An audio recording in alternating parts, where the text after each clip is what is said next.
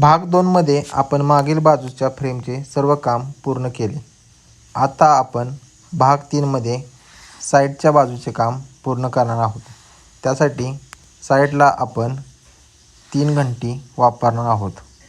प्रथमतः ह्या साईडला 3 आणि त्या साईडला 3 अशा आपण टोटल 6 घंट्या वापरणार आहोत, जसे तुम्ही व्हिडिओमध्ये बघत आहात. आणि वरील छतासाठी व्हाईट आपण वापरणार आहोत. फ्रंटला आपण कॉर्नर डिझाईनसाठी येलो कापड वापरलेले आहे. आपल्याला ह्यासाठी रद्दीची थोडीशी मदत घ्यावी लागली. त्यानंतर आपले येलो कापड आपण एका कॉर्नरला एकत्र करून त्याला बांधून घेणार आहोत.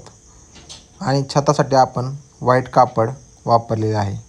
तर मित्रांनो, भाग 4 बघायला विसरू नका, लवकरच येतोय.